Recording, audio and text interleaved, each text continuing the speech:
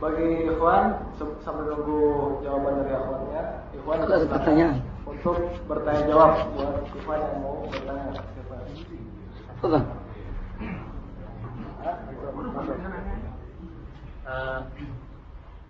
Yang ingin Anda tanyakan adalah apa perbedaan mudahana dengan mudaroh? Ini yang pertama.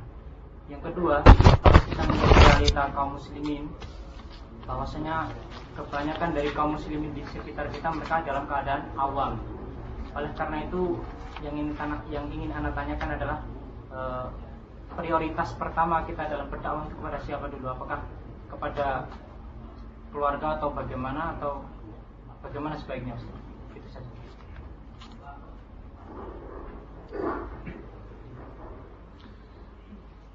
Pertanyaannya, apa perbedaan antara mudahanah dan mudarat atau mudaroh? Al-mudahanah yaitu menjual agama untuk mendapat kepentingan-kepentingan duniawi. Ini artinya mudahanah. Akidahnya dijual. Yang penting dia memperoleh apa yang diinginkan dari permasalahan keduniaan, entah berupa harta atau kedudukan, jabatan, istri dan lain sebagainya. Ini namanya mudahanah. Ya, berbasa-basi dalam masalah agama. Tapi tujuannya untuk mendapat kepentingan-kepentingan duniawi yang ingin dicapainya.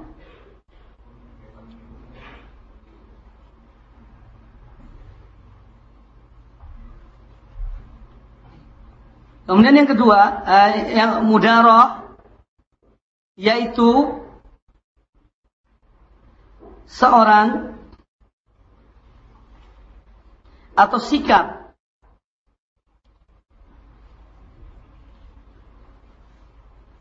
jadi mudaroh itu, kalau saya beri contoh ya, nanti antum akan jelas masalahnya. Seorang mengorbankan harta bendanya untuk mendapat pahala atau untuk mendapat kebaikan di sisi Allah Subhanahu wa taala. Misalnya gini. Seorang dia mengenal ada satu ahlul bidah dan dia sangat berkeinginan supaya ahlul bidah ini ikut kepada yang benar. Maka dia mengundang ahlul bidah itu ke rumahnya. Dilayani dengan baik, dihormati ahlul bidah itu karena dia tahu orang ini kalau dia bisa ditarik kepada akidah yang benar akan mempengaruhi banyak orang. Ini namanya mudarat. Jadi mengeluarkan hartanya. Dia menyajikan makanan yang enak, ya, menjadikan tempat yang baik untuk orang itu dihormati, dihargai orang itu. Tapi untuk menarik orang itu kepada agamanya, kepada akidah yang benar. Ini namanya mudarat. Ya. Misalnya kita kenal seorang Asy'ariyah, kepala dan tokoh atau tokoh sufi yang kelas kakap misalnya. Ya. Nah, ini kita ingin supaya orang ini menjadi seorang yang berakidah salaf. Kita berikan dia hadiah, kita mengundang dia, ya, untuk menarik hatinya agar dia masuk kepada akidah yang benar. Ini namanya mudaroh. Yang dibolehkan itu mudaroh dan mudahanah tidak dibolehkan. Ya. Waddu lau tudhinu fayudhinun, kata Allah Subhanahu wa taala kepada Rasul SAW. Mereka menghendaki kalau kamu bermudahanah kepada mereka, mereka pun akan bermudahanah kepadamu. Makanya Allah melarang mudahanah. Tapi mudaroh boleh. Ya, mudaroh itu boleh. Pertanyaan yang kedua, yaitu tentang kita hidup di tengah orang-orang awam dan mereka banyak tidak mengetahui tentang akidah dan manhaj yang benar. Keluargamu. Kata Allah Subhanahu wa taala, "Wa anzir ashiratakal aqrabin." Dan berilah peringatan kepada keluarga dekatmu. Ini yang paling pertama. Ya. Kemudian yang kedua, Allah Subhanahu wa taala berfirman, "Qu anfusakum wa ahlikum naro." Maka orang yang paling berhak kita berdakwah pada permulaan adalah kerabat kita. Ayah, ibu kita, saudara kita, ini yang paling pertama. Kemudian yang berikutnya, tetangga atau dan yang seterusnya. Tapi kita tidak berarti bahwa kalau selama kita belum berdakwah kepada orang tua dan keluarga kerabat kita, kita tidak berdakwah kepada orang lain. Itu pun tidak demikian. Ya, kalau kita berdakwah pada orang tua dan keluarga kita, ternyata mereka tidak mau, bahkan mereka membangkang, ya kita boleh berdakwah kepada orang-orang yang sekiranya mereka akan menerima dakwah kita. Tapi intinya bahwa yang paling berhak untuk kita berdakwah pada permulaan adalah yaitu firman Allah tadi, wa anzir ashirataka al-aqrabin. Berilah peringatan pada keluargamu yang terdekat. Kemudian ku anfusakum ahlikum nara, dan jagalah, peliharalah dirimu dan keluargamu dari api neraka. Wallahu taala a'lam.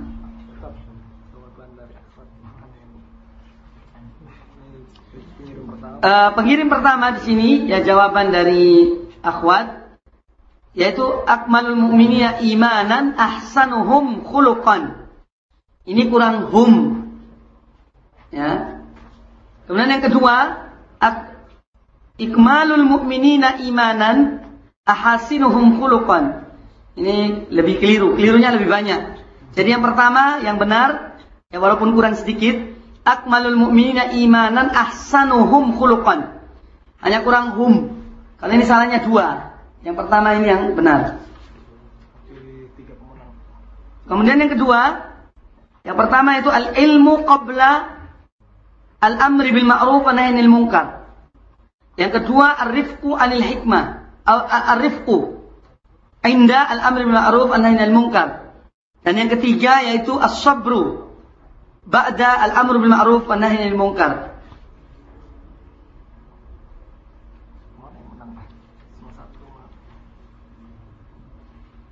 Ini jawaban yang kedua, harus tahu persis ilmunya, yaitu tentang amar ma'ruf dan nahi munkar.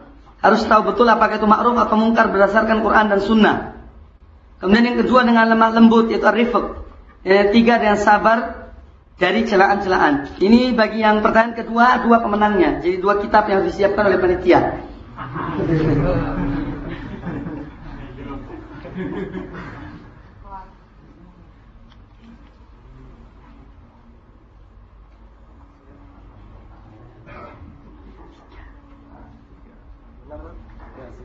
Jadi kenapa sih disebutkan namanya?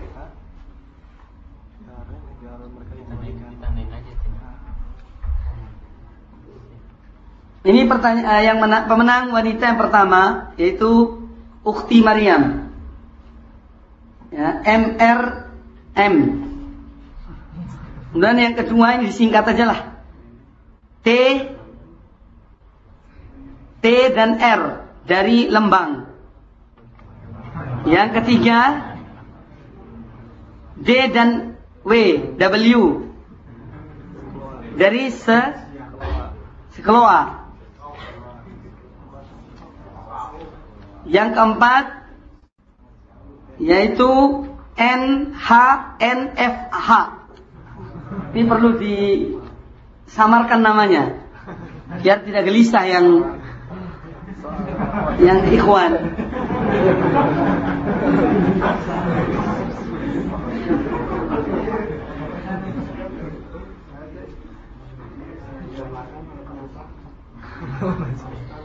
Pertanyaannya apa syarat-syarat seorang bisa menyampaikan ilmu terhadap orang lain? Syaratnya dia mengetahui tentang apa yang akan disampaikannya. Ini tidak berarti bahwa seorang yang berdakwah harus mengetahui seluruh permasalahan agama, tidak. Misalnya ya, seorang akan mengajarkan tentang bagaimana sholat yang benar. Kata Nabi SAW, "Shollu kama ra'aitumuni usolli."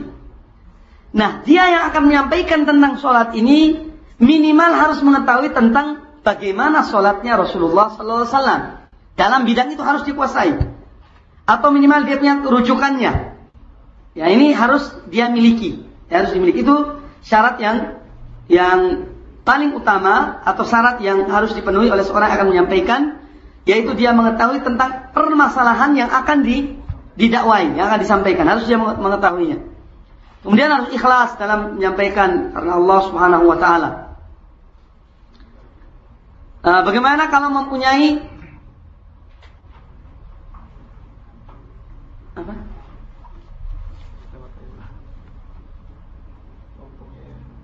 Bagaimana caranya agar kita terhindar dari ujub atau takabur? Caranya harus takwa kepada Allah Subhanahu wa taala.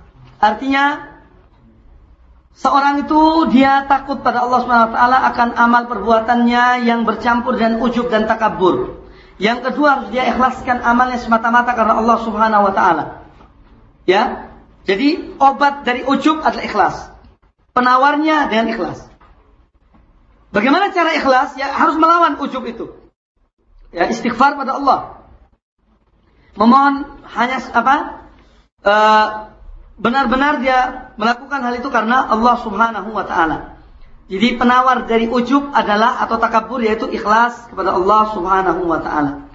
Kemudian seorang yang takabur atau angkuh itu hendaknya dia berpikir tentang dirinya. Kalau seorang merasa dirinya cantik atau bagus, maka lihatlah orang yang berada di atasnya. Bahwa masih ada orang yang lebih bagus dari dia. Masih ada orang yang lebih cantik darinya. Dengan demikian dia tidak akan takabur dan angkuh. Kalau seorang angkuh atau menganggap dirinya kaya dan punya harta, maka lihatlah bahwa ada orang yang lebih mampu dari dia. Ya, dengan demikian orang itu akan tidak takabur. Apa yang harus kita banggakan? Orang kaya masih banyak di atas saya.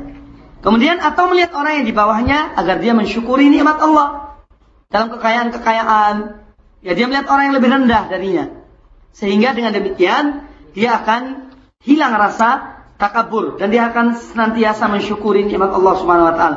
Kata Nabi alaihi wasallam, "Unduru ila man huwa asfala minkum." Dalam masalah harta benda, dalam masalah kenikmatan, kita melihat yang di bawah kita sehingga kita mensyukuri nikmat Allah Subhanahu wa taala dan tidak meremehkan atau menganggap kecil terhadap nikmat-nikmat Allah Subhanahu wa taala.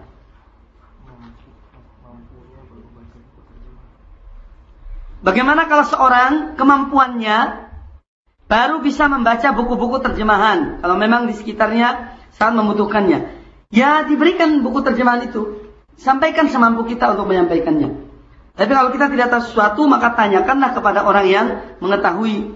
Jangan membuat hukum atau memutuskan suatu masalah dengan sendirinya, tapi bertanya kepada orang yang mengerti.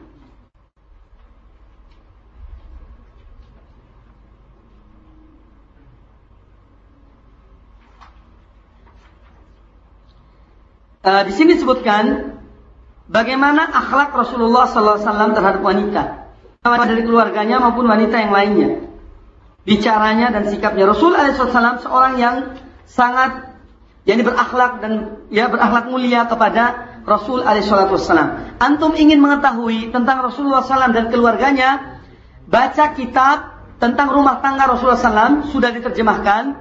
Kitabnya kecil, dari pustaka Imam Bukhari. Buku kecil ditulis oleh Dr. Muhammad Musa Nasr. Di situ beliau terangkan tentang bagaimana Rasulullah SAW dalam rumah tangganya dan dengan istri dan keluarganya. Ini sebagai rujukan dalam masalah ini. Kemudian, bagaimana Nabi SAW dengan orang lain? Rasulullah SAW beliau ramah dengan wanita-wanita yang lain, tapi pada batasannya. Beliau sering mendatangi atau berziarah ke Ummu Aiman misalnya. Ummu Aiman itu adalah ibunya, bukan ibunya Anas. Ummu Aiman adalah ibunya Ummu Aiman adalah ibunya istrinya siapa? Ibunya Usama bin Zaid. Ummu Aiman ibunya Usama bin Zaid. Zaid adalah waktu itu diangkat anak oleh Rasul alaihissalam. Setelah Zaid bin Harithah nikah dengan Zainab, seorang bangsawan Quraisy, kemudian diceraikan setelah itu, maka Rasulullah SAW menikahi Zainab. Kemudian Zaid dikawinkan dengan Ummu Aiman. Dapatlah anak yang namanya Usama bin Zaid. Ini Rasulullah SAW ramah dengannya, dan beliau juga ramah dengan wanita-wanita yang lain, tapi pada batasannya, pada batasnya. Kemudian pertanyaannya, silakan dari Ikhwan. Fadhal. Melihat kebesaran Syekh ini, kita merasa tergugah untuk semangat untuk menapaki rasanya. Tapi kita merasa banyak kendala, Ustaz. Kita dhaif. Bagaimana melihat bahkan Syekh Albani dalam untuk ilmu itu begitu sangat besar, sedangkan kita mungkin banyak fitnahnya, misalnya kendala dunia, harta, istri, anak. Bagaimana Syekh Albani mengatur waktunya dengan tanpa mendolimi istri dan kewajiban yang lainnya? Sebetulnya di sini disebutkan oleh beliau, kecuali hal-hal yang harus saya lakukan, kata beliau. Jadi waktunya penuh dengan membaca, menulis, ya, berdakwah dan lain sebagainya. Kecuali hal-hal yang menjadi kewajiban saya. Seperti disebutkan masalah, misalnya disebutkan sini, yaitu belanja, kemudian tidur, istirahat. Ya itu beliau penuhi. Kemudian juga terhadap istri. Buktinya bahwa beliau tidak menyelewengkan, artinya tidak menzalimi istrinya. Beliau mempunyai istri 4 dan anaknya sampai 13 orang. Ini menunjukkan bahwa beliau tidak menzalimi istri. Walaupun kawinnya itu tidak sekaligus 4 ya sebetulnya. Yani 1 per 1. 1 meninggal, kemudian kawin lagi yang kedua. Kemudian cerai, kemudian kawin lagi. Jadi tidak dikumpulkan 1 sekaligus.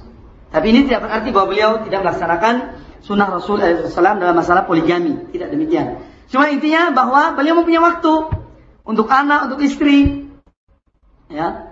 Sekarang permasalahannya, sebetulnya kita ini mau apa tidak? Itu yang jadi masalah. Kalau seorang mau dan dia berusaha, insya Allah, kata Allah Subhanahu Wa Taala, "Walladzina jahadu fina, lanahdiyannahum subulana." Orang-orang betul-betul berjihad di jalan kami akan membuka jalan bagi mereka.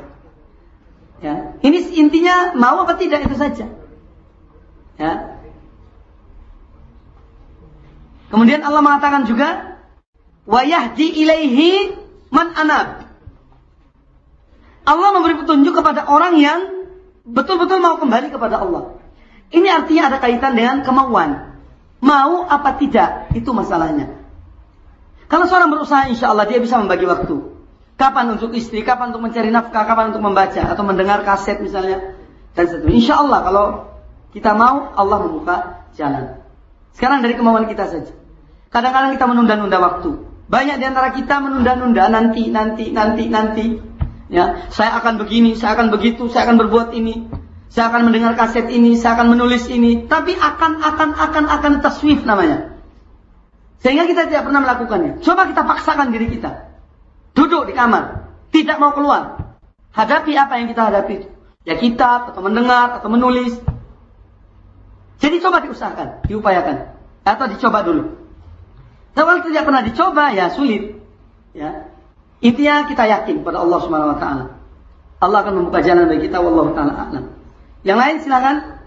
Fadhal ya akhi. Waalaikumsalam. Karena tadi dengar mengenai sholat setelah ada berjamaah, tidak ada lagi berjamaah. Ya. Karena selalu kalau safar berangkat dengan kawan selalu mengerjakan agak telat mungkin setelah berjamaah. Karena melakukan berjamaah. Karena pernah mendengar kajian bahwa kalau bukan imam tetap kita bisa melakukan berjamaah setelah ada jamaah. Gitu. Jadi yang Anda tanyakan nih, apakah kita mengerjakan kalau kita datang telat gitu, tapi kita ada rombongan, kita mengerjakan salat berjamaah, apakah masing-masing? Datang ke masjid yang mana? Safar. Kalian safar. Ya artinya masjidnya masjid yang ada imam rawatibnya apa tidak? Tidak ada. Walau alam masalah ada imam tetap enggaknya itu. Ya. Kalau disebutkan antum betul bisa baca, di sini ada pertanyaan yang paling panjang jawabannya.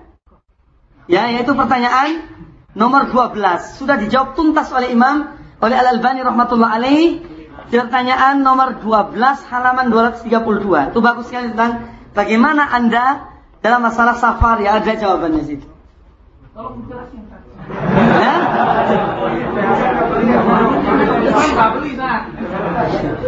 Tolong saya jelasin. Apa berjamaah apa enggak? Masalah ini, ya masalah khilafiyah sebetulnya tentang hukum berjamaah 2 kali dalam satu masjid. Ya. Hukum berjamaah 2 kali dalam satu masjid yang sudah ada imam rawatibnya. Tapi coba antum lihat kesimpulannya itu bagaimana sebetulnya. Ya, artinya masjid yang seperti apa itu pun ada cirinya. Tidak setiap masjid. Ya, tidak setiap masjid harus kita itu tidak boleh sholat berjamaah 2 kali. Pada masjid-masjid yang berada di perjalanan atau di safar itu dibolehkan 2 kali. Atau 3 kali misalnya, setiap tempat pemberhentian misalnya, itu boleh kita sholat lebih dari 2 jamaah maksudnya. Nah, yang disebutkan di sini yang tidak dibolehkan adalah jamaah yang ada imam rawatibnya. Dan mereka sudah melakukan sholat berjamaah. Kemudian datang sekelompok lagi ingin melakukan seperti itu. Ini yang dilarang, yang tidak dibolehkan. Atau melihat karoha, dibenci melakukan itu karena dikhawatirkan terjadinya perpecahan antara umat. Jadi tidak semua jamaah itu tidak dibolehkan. Ya. Kalau seandainya kita melihat bahwa kita datang satu masjid misalnya ya, masjid itu kosong, nggak ada orangnya. Kemudian kita sholat berjamaah, apakah ini termasuk apa tidak? Gitu saja. Ya. Kalau jelas tidak akan menggunakan perpecahan dan tidak ada orang berjamaah di situ, wallahu a'lam, kami cenderung kepada yang membolehkan sholat berjamaah. Kalau kita rombongan ya maksudnya, kita bikin sholat berjamaah itu. Tapi kalau di situ ada jamaah, kemudian kita datang, orang baru selesai sholat berjamaah, kemudian kita buat lagi jamaah, ini yang wallahu a'lam tidak dibenarkan atau dimakruhkan. Jadi seperti antum sebutkan, antum musafir dan lain sebagainya, ya. Kemudian datang satu masjid, kenapa sengaja terlambat? Itu pertanyaannya. Kenapa tidak datang berjamaah sama mereka yang mungkin? Apa cari bonus misalnya? Ya. Saya tanya antum sana, kenapa kok terlambat datang ke masjid itu? Kita kadang di jalan, satu contoh saja.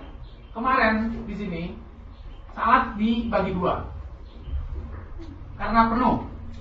Kira-kira yang kedua di jamaah lagi apa enggak? Anak tanya lagi saja.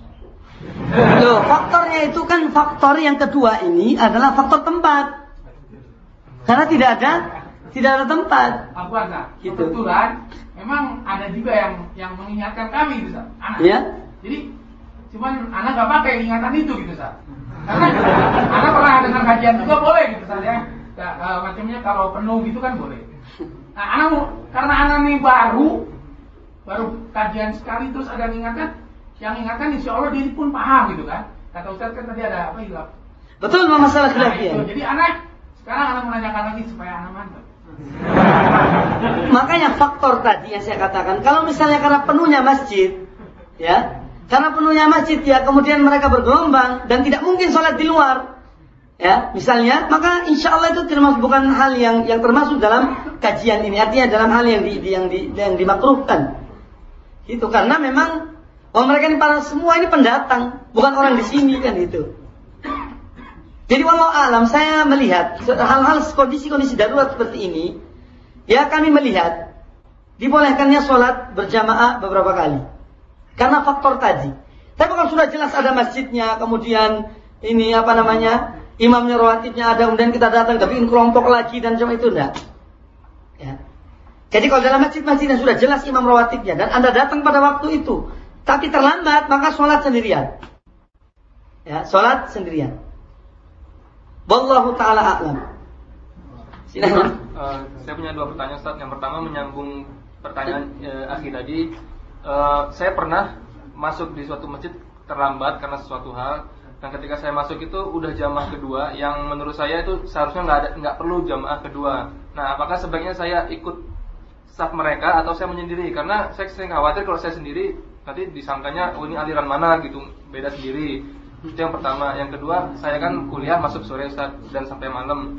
Terkadang saya kuliah jam pertama itu pas nyampe maghrib, apakah saya harus keluar, sementara kadang pelajaran begitu penting dan saya orangnya nggak bisa, modelnya nggak bisa ketinggalan pelajaran. Habis maghrib kan ada kuliah lagi jam 7 gitu kan, pas isya gitu, saya juga nggak bisa ketinggalan. Saya bingung. Saya sering pernah dulunya saya sering tuh saya permisi sholat isya gitu, tapi pelajaran kan ketinggalan. Akhirnya saya malas nyatet karena udah nggak ngerti gitu, mendingan nggak usah nyatet, dan akhirnya mengakibatkan kuliah saya agak down gitu. Itu gimana, Ustaz, pertimbangannya, Ustaz?